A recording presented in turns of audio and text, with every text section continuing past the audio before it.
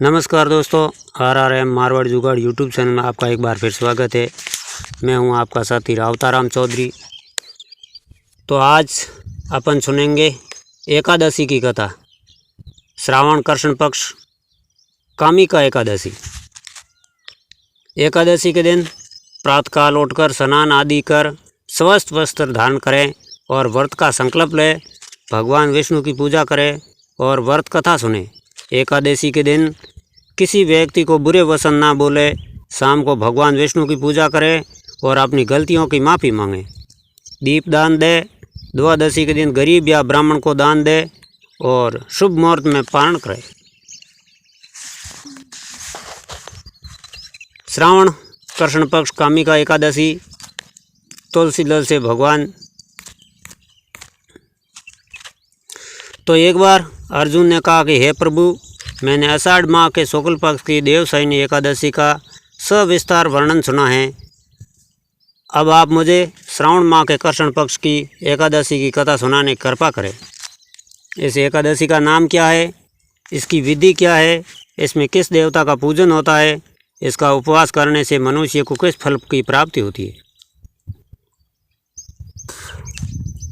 भगवान विष्णु ने कहा कि हे श्रेष्ठ धनुर्धर, मैं श्रावण माह की पवित्र एकादशी की कथा सुनाता हूँ। ध्यानपूर्वक श्रवण करो। एक बार इस एकादशी की पावन कथा को भीष्म पितामह ने लोक हित के लिए नारद जी से कहा था। और एक समय नारद जी ने कहा कि हे पितामह, आज मेरी श्रावण माह के कृष्ण पक्ष की एकादशी कथा सुनने की इच्छा है, अतः आप इस एकादशी की व्रत कथा विधान सहित सुनाइए। नारद जी की इच्छा को सुन पितामह भीष्म ने कहा कि हे नारद जी, आपने बहुत ही सुंदर प्रस्ताव किया है। अब आप बहुत ध्यानपूर्वक इसे श्रवण कीजिए। श्रावण माह के कृष्ण पक्ष की एकादशी का नाम कामिका एकादशी है। इस एकादशी की कथा सुनने मात्र से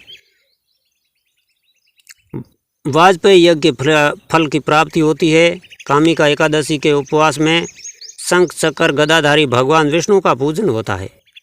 जो मनुष्य इस एकादशी को धूप दीप नैवेद्य आदि से भगवान विष्णु की पूजा करते हैं, उसे गंगा स्नान के फल से भी उत्तम फल की प्राप्ति होती है।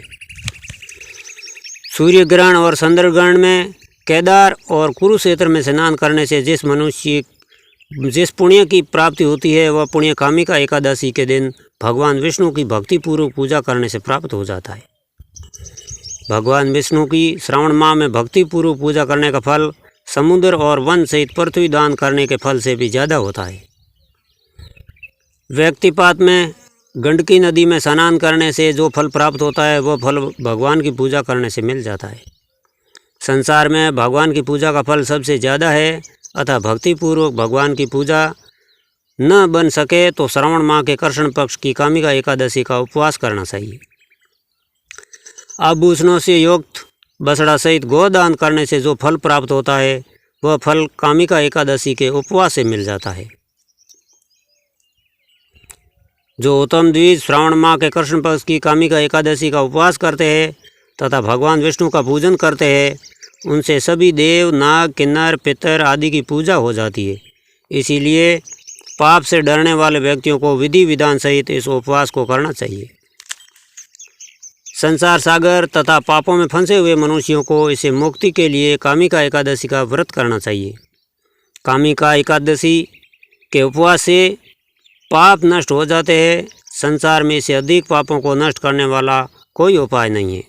हे नारद जी, समय भगवान ने अपने मुख से कहा कि मनुष्यों को अध्यात्म विद्या से जो फल प्राप्त होता है, उससे अधिक फल कामिका एकादशी का व्रत करने से मिल जाता है।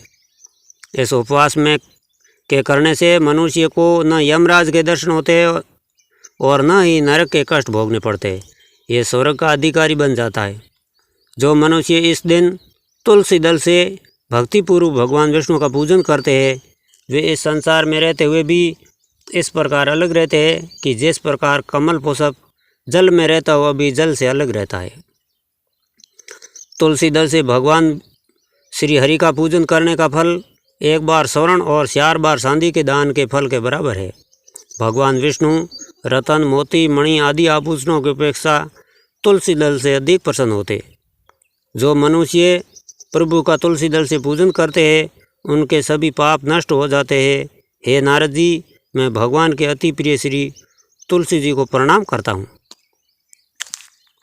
तो हे कामिका 11 माता, जैसा फल भीष्म जी को पांडवों को दिया उसी प्रकार सभी को देना और हमको भी देना।